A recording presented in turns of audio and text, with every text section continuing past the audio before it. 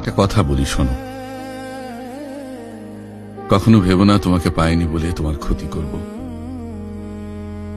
আমি হাসতে হাসতে দুনিয়া ছেড়ে চলে যাব, তবুও তোমার সুখের পথে কখনো কাটা হয়ে দাঁড়াবো।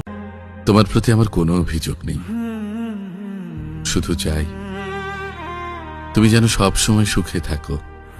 তোমাকে হারিয়ে আমি যতটা দুঃখে ডুবে গেছি, তুমি ঠিক ততটাই আনন্দে ভরে ওঠো।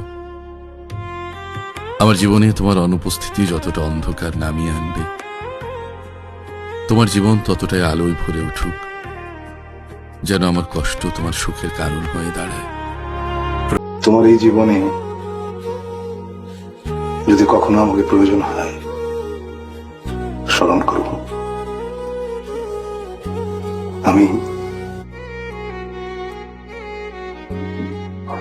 সবসময় তোমার পাশেই আছি।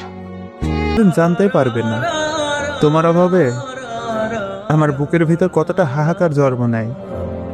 তুমি জানবে না আমি কতটা কষ্ট পাই তোমার অভাবে, তোমার নিখুঁত ভালোবাসার প্রতি।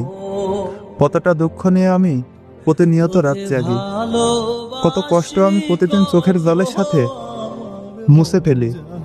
তুমি কখনো জানার চেষ্টাই করলে না আমি তোমাকে ঠিক কতটা ভালোবাসি। সুন্দর হলেই প্রেম হয় না, যার সঙ্গে প্রেম হয় তাকেই সবচেয়ে সুন্দর লাগে। এই কথাটার মধ্যে লুকিয়ে আছে ভালোবাসার আসল মানে। আমরা হয়তো প্রথম দেখায় কারো রূপে মুগ্ধ হই, কিন্তু সময়ের সাথে বুঝি সৌন্দর্য চিরস্থায়ী নয়, অনুভবটাই আসল। যার চোখে নিজের পৃথিবী খুঁজে পাই, তাকে দূর থেকে দেখা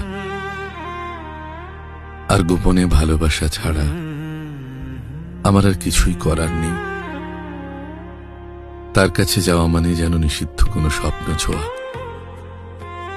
তবু মনটা প্রতিদিন তার দিকে হাঁটে, নিঃশব্দে তার দিকে হাঁটে, নিঃশব্দে।